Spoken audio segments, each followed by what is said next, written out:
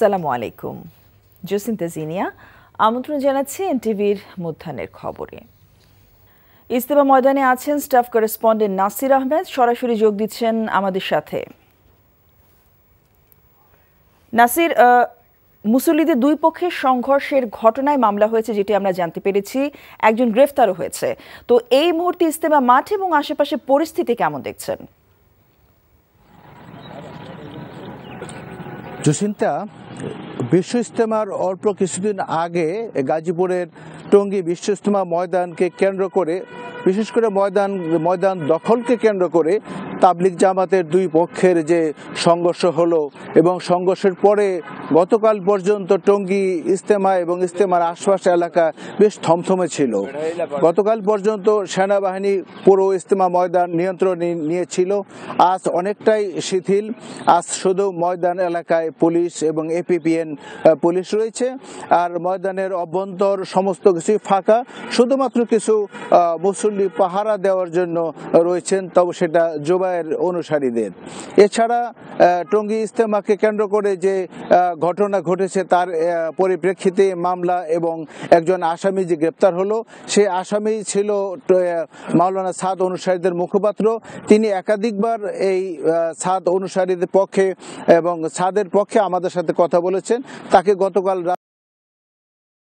আজকে তাকে টঙ্গী পশ্চিম থানায় আনা হয়েছে এবং এখান থেকে আজ বিকালের মধ্যেই তাকে গাজীপুর আদালতে উঠানো হবে এবং হয়তোবা সেখান থেকে জেল হাজতে পাঠানোর সিদ্ধান্ত হতে পারে বলে পুলিশ আমাদেরকে এইরকমই জানিয়েছে। আর ময়দান আশেপাশে এখন খুবই নিরাপদ এবং শান্ত।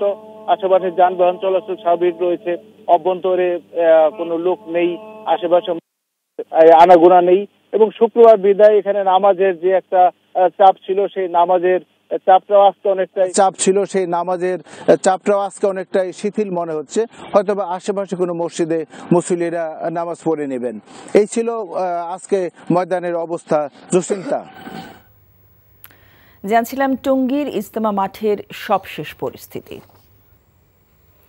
আমনে ভরা মৌসুমেও আরেক দফা বাড়ল চালের দাম। গত এক সপ্তাহের ব্যবধানে কুষ্টিয়ার বাজারে সব ধরনের চাল বিক্রি হচ্ছে কেজিতে ৩ থেকে ৪ টাকা বাড়তি দামে। মিল মালিকদের অভিযোগ, কৃষকরা বেশি দামে ধান বিক্রি করায় বাড়ছে চালের দাম। আর দফায় দফায় চালের দাম বৃদ্ধিতে ক্ষুব্ধ খুচরা বিক্রেতা ও ভোক্তারা। কুষ্টিয়া প্রতিনিধি সাবিনা ইয়াসমিন শ্যামলীর পাঠানো রিপোর্ট, ছবি তুলেছেন মোহাম্মদ আশিফুজ্জামান। আমনের ভরা মৌসুম চলছে, বাজারে উঠেছে নতুন ধান। এরই মধ্যে আবারও বেড়েছে সব ধরনের চালের দাম। কুষ্টিয়ার বাজারে সরু চাল কেজি প্রতি ৪ টাকা বেড়ে বিক্রি হচ্ছে ৭৩ থেকে ৭৪ টাকায়। এর সাথে সমান তালে কাজললতা, আটাশ ও মোটা চালের দামও কেজিতে বেড়েছে ৩ টাকা। বাজারে অস্থিরতার মধ্যেই আরেক দফা চালের দাম বাড়ায় বিপাকে ভোক্তারা। তাদের অভিযোগ, মিল মালিকদের সিন্ডিকেটের কারণেই কমছে না চালের দাম। এখন নতুন চাল উঠে গেছে, এখন যদি চালের দাম বেড়ে যায় তাহলে তো মানুষ আতঙ্কিত হয়ে যাচ্ছে। ধানের বাজারটাকে অন্ততপক্ষে নিয়ন্ত্রণ করা দরকার এবং চাউলের যে প্রধান যে উৎপাদন কেন্দ্র সেটাকে নিয়ন্ত্রণ করলে বাজার আমার মনে হয় নিয়ন্ত্রণ হবে। সাধারণ ক্রেতা হিসাবে যে নিত্য পণ্যের যে বাজারটা যেন একটি স্থিতিশীল পর্যায়ে থাকে। খুচরা বিক্রেতারা বলছেন, বাজার নিয়ন্ত্রণে রাখতে চাল আমদানির পাশাপাশি খাজানাগরের মিলগুলোতে সরকারের কঠোর নজরদারি প্রয়োজন। মিল মালিকরা বলছে ধানের দাম সব বেশি, মনে সব ১০০-১৫০ টাকা বেশি, চাউলের কেজি তো ২ টাকা ৩ টাকা, এজন্য সব বেশি। এইভাবে দাম বাড়তে থাকলে সাধারণ মানুষ তো না বিশ্বাস হয়ে যাচ্ছে। তবে আমরা মিলারদের কাছ থেকে চাল তো কিনে বিক্রি করি, মিলাররা তাদের কাছে জিজ্ঞেস করলে তারা বলে ধানের দাম ২ থেকে ২৫০ টাকা মনে বেড়েছে। মিল মালিকরা বলছেন, চালের মূল্য বৃদ্ধিতে তাদের কোনো হাত নেই। নতুন আমন ধান বাজারে উঠলেও কৃষকরা মন প্রতি প্রায় ২০০ টাকা বেশি দরে ধান বিক্রি করছেন, আর এতেই বেড়েছে চালের দাম। গতবার যে ধান কিনেছি ১১৮০ টাকায়, সে ধান এবার কিনেছি ১৩৫০ টাকা। যে ধান কিনেছি আমরা ১২০০ টাকায়, ৫০ টাকায়, এই ধান কিনেছি এবার ১৫০০ টাকা। অর্থাৎ প্রতিটি স্তরে ধানের দাম প্রায় ২০০ টাকা বেশি। সেই হিসাবে চালের দামও ২ থেকে ৩ টাকা বেশি হবেই। অতি দ্রুত চাল আমদানি করতে হবে এবং সেই চালটা যাতে ভোক্তার কাছে যায়, এটা কঠোর নজরদারিতে রাখতে হবে। মিল মালিকদের দফায় দফায় চালের দাম বৃদ্ধির প্রবণতা বন্ধ করা না গেলে অস্থিরতা কাটবে না দেশের চালের বাজারে। তাই যে কোনো মূল্যে চালের বাজার নিয়ন্ত্রণে সরকারের কঠোর পদক্ষেপের দাবি ভোক্তাদের। NTV news desk. এদিকে রাজধানী বাজারে গত সপ্তাহের তুলনায় পেঁয়াজ ও আলুর দাম কিছুটা কমলেও বেড়েছে চাল ও মুরগির দাম। এ বিষয়ে জানতে এখন যাচ্ছি রাজধানী কারওয়ান বাজারে। সেখানে আছেন আমাদের স্টাফ করেসপন্ডেন্ট মিসবাহ হাসান। সরাসরি যাচ্ছে তার কাছে। মিসবাহ, বাজারে নিত্যপণ্যের দাম কেমন দেখছেন, আর বাজারে সয়াবিন তেলের সরবরাহ কি স্বাভাবিক হয়েছে, সে বিষয়ে আমাদেরকে জানাবেন।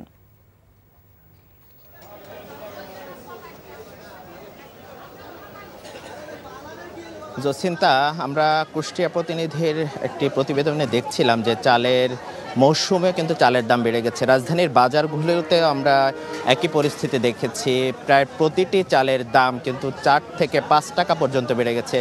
বিশেষ করে মিনিকেট চালের দাম সেটি কিন্তু 4 থেকে 5 টাকা বেড়ে গেছে। নাজিরশাহী চালের দাম কিছুটা বেড়ে গেছে 3 থেকে 4 টাকা পর্যন্ত। এছাড়া যে 28 চাল যেটি সাধারণ মানুষ কিনে থাকেন, যেটি সাধারণ মানুষ ভোক্তা, সেই চালের দাম এখনও স্থিতিশীল আছে। তবে গেল সপ্তাহে কিন্তু সেই চালের দামও 1 টাকা পর্যন্ত বেড়ে গিয়েছিল। এই যদি চালের অবস্থা বাজার ঘুরে কিন্তু এই বাড়তি দামেই রয়েছে। এছাড়া সয়াবিন তেলের আমরা দেখেছি যে বাজারে যে সংকট তৈরি হয়েছিল গেল 2 মাস আগে, কিন্তু শুল্ক থেকে মুক্ত দিয়েছিল সয়াবিন তেল, কিন্তু বাজারে আমরা এই গেল 2 মাসে কয়েক দফায় কিন্তু সয়াবিন তেলের দাম বেড়েছিল। সেই সাথে সংকটও তৈরি হয়েছিল সয়াবিন তেলের বোতলে। এ সপ্তাহে সংকট আমরা কিছুটা কম দেখতে পেয়েছি বাজারে। এখন পর্যন্ত বোতলজাত সয়াবিন তেল বাজারে কিছুটা সংকট কমেছে, তবে দাম বেড়েছে। প্রতি লিটারে বোতলজাত সয়াবিন তেলের দাম বেড়ে গেছে প্রায় 8 টাকা পর্যন্ত। আমরা যেটি 5 লিটারের যে বোতল সেটি 820 থেকে 30 টাকা বিক্রি হতো, সেটি এখন কোনো ক্ষেত্রে 900 টাকা পর্যন্ত ঠেকেছে। এছাড়া পেঁয়াজ এবং আলুর দাম কিন্তু বাজারে কিছুটা কমেছে। দেশি পেঁয়াজ এবং আমদানিকৃত পেঁয়াজ দুইটা কিন্তু একই দামে অনেক ক্ষেত্রে বিক্রি হচ্ছে, প্রায় 70 থেকে 80 টাকা পর্যন্ত, যেটি আগে ছিল 120 থেকে 30 টাকা পর্যন্ত। এছাড়া কিন্তু আলুর দামও কমেছে অনেকটা। নতুন আলু বাজারে এসেছে, সে তুলনায় নতুন আলু এবং পুরান আলু কিন্তু একই দামে আমরা দেখেছি 60 থেকে 80 টাকার মধ্যে কিন্তু রয়েছে। শীতকালীন সবজি বাজারে আসা শুরু করেছে, কিছুটা স্বস্তি ফিরেছে শীতের সবজিতে। তবে ক্রেতা এবং বিক্রেতা উভয় পক্ষ যেটি বলছেন যে শীতের মৌসুম হিসেবে যে সবজির দাম কমার কথা ছিল সেই আসনরূপ এখনও কিন্তু ক্রেতারা পাচ্ছেন না। তারা যেটি বলছেন, এখন পর্যন্ত বেগুন বিক্রি হচ্ছে 50 থেকে 60 টাকা পর্যন্ত, ফুলকপি সেটি বিক্রি হচ্ছে 30 থেকে 40 টাকা পর্যন্ত। সব মিলিয়ে শীতের সবজি আসনরূপভাবে যেটি কমার কথা ছিল সেটিও কিন্তু ভোক্তারা কিন্তু পাচ্ছিলেন না। এছাড়া ব্রয়লার মুরগির কথা যদি বাজারে বলার চেষ্টা করি, ব্রয়লার মুরগি কিন্তু বাজারে দাম একবার এটা ওঠানামার মধ্যেই রয়েছে। গেল 3 দিন আগে কিন্তু ব্রয়লার মুরগি আবারও দাম বেড়ে গেছে, 200 টাকা বিক্রি হচ্ছে। সোনালী মুরগি দাম কিছুটা কমে গেলেও এখন কিন্তু সেই সোনালী মুরগি আবার 300 টাকা ছাপিয়েছে, সেটি 320 থেকে 30 টাকা পর্যন্ত বিক্রি হচ্ছে। এছাড়া সব মিলিয়ে ক্রেতা বিক্রেতা উভয়ের সাথে কথা বলছিলাম যে মৌসুম হিসেবে চালের দাম যে কমার কথা ছিল এবং স্থিতিশীল থাকার কথা ছিল, সেই স্থিতিশীল কিন্তু আমরা বাজারে দেখতে পাইনি। এবং শীতের মৌসুম হিসেবে সবজির দামেও যেমনভাবে কমার কথা ছিল তেমনটা। তবে বিক্রেতারা এখনও প্রতিশ্রুতি দিচ্ছেন যে আগামী 1 সপ্তাহের মধ্যে হয়তো কিছুটা হলেও সবজির দাম কমবে এবং শীত বাড়ার সাথে সাথে হয়তো শীতের দামে কিছুটা আরেকটু কমতে পারে বলে বিক্রেতা আমাদেরকে জানিয়েছেন। এই ছিল বাজার নিয়ে সবশেষ। জসিন্তা, শুনছিলাম রাজধানী বাজার পরিস্থিতির খবর। এবার 1 জানুয়ারিতে হচ্ছে না বই উৎসব, তবে জানুয়ারি মাসের মধ্যে প্রাথমিক ও মাধ্যমিক স্তরের সব শ্রেণীর বই শিক্ষার্থীদের হাতে পৌঁছানো হবে বলে জানিয়েছে জাতীয় শিক্ষাক্রম ও পাঠ্যপুস্তক বোর্ড এনসিটিবি। বোর্ড চেয়ারম্যান জানান, পরিবর্তিত পরিস্থিতিতে অল্প সময়ে পাঠ্যপুস্তকে ব্যাপক পরিবর্তন এবং পরিমার্জনের ফলে বই ছাপাতে দেরি হচ্ছে। আরও জানাচ্ছেন শফি মাহমুদ সাগর। চলছে শেষ মুহূর্তের প্রস্তুতি, পুরোদমে বই ছাপানো আর বাধাইয়ের কাজে ব্যস্ত শ্রমিকরা। যত দ্রুত সম্ভব শিক্ষার্থীদের হাতে পাঠ্যপুস্তক পৌঁছে দিতেই এই কর্মযজ্ঞ। তবে ছাপার কাজ দেরিতে শুরু হওয়ায় বছরের প্রথম দিনে সকল শ্রেণীর শিক্ষার্থীরা সব বই হাতে পাচ্ছে না। আবার মানসম্মত কাগজের পর্যাপ্ত সরবরাহ না থাকায় পূর্ণ গতিতেও সম্ভব হচ্ছে না বই ছাপানো। গত বছরের প্রেক্ষাপট আর বর্তমান বছরের প্রেক্ষাপটটা অনেক পার্থক্য। এবং অতীতের চাইতে যে একটা সময় আমরা পাইতাম 70 দিন একটা টেন্ডারের পরে, এখন সেটা তারা 40 দিনে নিয়ে আসছে। কাগজের ক্ষেত্রে আমরা এখনও প্রবলেমে আছি, কারণ এনসিটিবি যে আমাদেরকে এবার কাগজটা দিয়েছে 85 কিংবা 82 মাধ্যমিকে, এই কাগজটা আমাদের বিভিন্ন মিলগুলো বাংলাদেশে যারা আছে অধিকাংশ মিলগুলো এই ওনাদের যে রিকোয়ারমেন্ট এই রিকোয়ারমেন্ট অনুযায়ী দিতে পারতেছে না। গণঅভ্যুত্থানের ফলে নতুন শিক্ষাক্রম বাতিল, বিষয়বস্তু সংশোধন সহ পরিমার্জিত বই ছাপাখানায় যেতে প্রায় 5 মাস দেরি হয়েছে উল্লেখ করে নানা প্রতিবন্ধকতার কথা জানান জাতীয় শিক্ষাক্রম ও পাঠ্যপুস্তক বোর্ডের চেয়ারম্যান। বলেন, পাঠ্যপুস্তকের মান বৃদ্ধি সহ যুক্ত করা হয়েছে জুলাই বিপ্লবের অধ্যায়। প্রিন্টারদেরও অভিজ্ঞতার অভাব আছে, তাদের মেশিন ম্যান, তাদের প্রোগ্রামার, এদের আসলে দক্ষতার অভাব আছে, এটা আমরা দেখতে পেয়েছি। ছাপাটা ভালো হচ্ছে না, এইটা একটা সমস্যা। 8টা কন্টেন্ট দিয়েছি বাংলা এবং ইংরেজিতে এই জুলাই বিপ্লবের উপরে ভিত্তি করে। পাঠ্য বই কখনো দলীয় প্রচারের মাধ্যম হতে পারে না, দুনিয়ার কোথাও নাই, সেগুলোকে আমরা অপসারণ করেছি। বিদ্যমান বাস্তবতায় নতুন বছরের শুরুর দিন সম্ভব না হলেও প্রথম মাসেই সবাই বই পাবে জানিয়ে এনসিটিবি চেয়ারম্যান বলেন, ধাপে ধাপে মাধ্যমিক পর্যায় পর্যন্ত বই বিতরণ করা হবে জানুয়ারির মধ্যেই। প্রথম থেকে 5ম শ্রেণীর বইগুলোকে আমরা 1 তারিখের মধ্যে শিক্ষার্থীদের হাতে পৌঁছে দেওয়ার ব্যবস্থা নিয়েছি। 6ষ্ঠ থেকে 10ম শ্রেণীর বইগুলো আমরা জানুয়ারির 1 তারিখে যেন আমরা চাচ্ছি যে প্রথম 3টি বই তাদের হাতে, সব শিক্ষার্থীর হাতে তুলে দেওয়ার জন্য। সেই সাথে জানুয়ারির 20 তারিখের মধ্যে অন্যান্য বিষয়ের বইগুলো অন্যান্য শ্রেণীর পৌঁছানোর জন্য আমরা ব্যবস্থা নেব। নিম্নমানের কাগজ ব্যবহারের জন্য প্রায় 80,000 বই ও টেন্ডার বাতিল করেছে এনসিটিবি। এমন সিদ্ধান্ত ভবিষ্যতে অন্যদের জন্য শিক্ষা হয়ে থাকবে বলে মনে করেন জাতীয় শিক্ষাক্রম ও পাঠ্যপুস্তক বোর্ডের চেয়ারম্যান। শফি মাহমুদ সাগর, এনটিভি নিউজ, ঢাকা। আগামীকাল রাজধানী আর্মি স্টেডিয়ামে অনুষ্ঠিত হতে যাচ্ছে echoes of revolution concert. Spirits of July এবং স্কাই ট্র্যাকার লিমিটেড আয়োজিত এই কনসার্টে সঙ্গীত পরিবেশন করবেন উপমহাদেশের প্রখ্যাত সঙ্গীতশিল্পী রাহাত ফতে আলী খান। কনসার্টে মিডিয়া পার্টনার জনপ্রিয় টিভি চ্যানেল এনটিভি। কনসার্টের প্রস্তুতির খবর জানতে এখন যাচ্ছে আর্মি স্টেডিয়ামে, সেখানে আছেন আমাদের স্টাফ করেসপন্ডেন্ট কায়কোবাদ মাহমুদ। কায়কোবাদ, কনসার্টের প্রস্তুতি কেমন দেখছেন? আইএসপিআর এবং আয়োজকদের পক্ষ থেকে কি নির্দেশনা দেওয়া হয়েছে?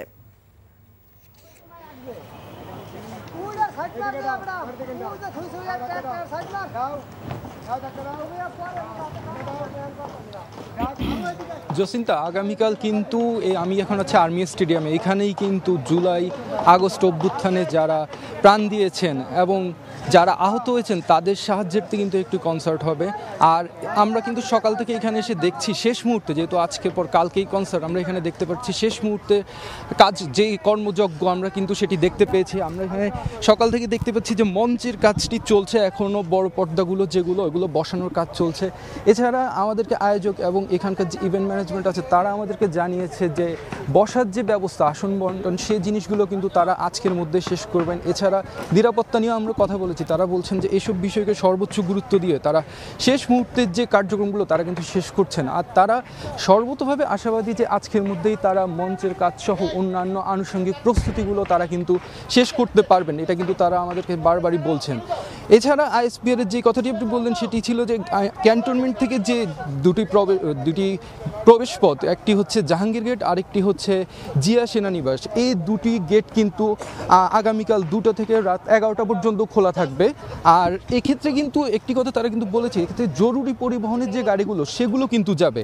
এছাড়া যে রোগীবাহী গাড়ি, এই ধরনের গাড়িগুলো কিন্তু যাবে। আর আরেকটি বিষয় আমি জানিয়ে রাখি, সেটা হচ্ছে এলিভেটেড এক্সপ্রেসওয়ে, এক্ষেত্রেও কিন্তু বনানী এয়ারপোর্ট সহ 4টি প্রবেশপথ দিয়ে কিন্তু আগামীকাল দুপুর থেকে রাত পর্যন্ত কিন্তু সব ধরনের পরিবহনই টোল ছাড়া যেতে পারবে। যার আওতামুক্ত থাকবে হচ্ছে গিয়ে মোটরসাইকেল, তাদের টোল দিয়ে যেতে হবে।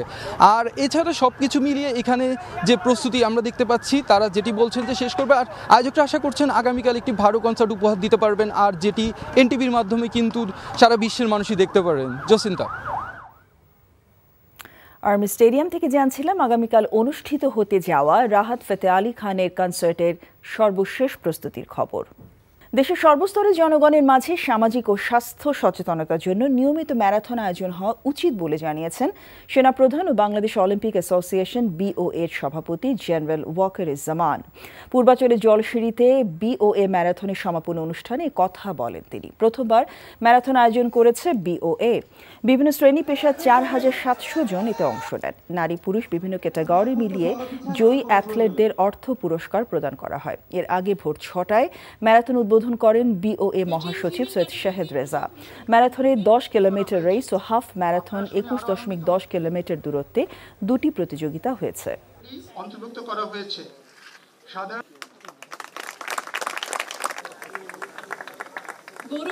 অনেক পার্টিসিপেন্ট এখানে এসেছেন, আজকে আমাদের সাথে দৌড়িয়েছেন বিভিন্ন বয়সের।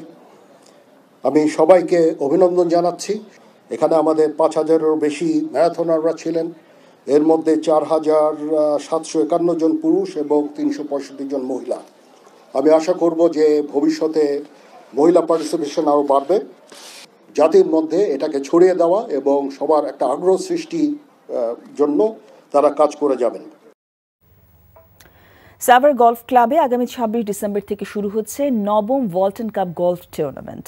সকালে ক্লাবের সম্মেলন কক্ষে এক সংবাদ সম্মেলনে এই তথ্য জানানো হয়। এ সময় অন্যান্যের মধ্যে উপস্থিত ছিলেন সাভার গলফ ক্লাবের সদস্য সচিব লেফটেন্যান্ট কর্নেল মামুন রশিদ খান, প্রধান নির্বাহী কর্মকর্তা মেজর মোহাম্মদ মশিউর রহমান, ওয়ালটন হাইটেক ইন্ডাস্ট্রিজ পিএলসি জ্যেষ্ঠ নির্বাহী পরিচালক FM ইকবাল বিন আনোয়ার ডন, জ্যেষ্ঠ উপনির্বাহী পরিচালক রবিউল ইসলাম মিল্টন।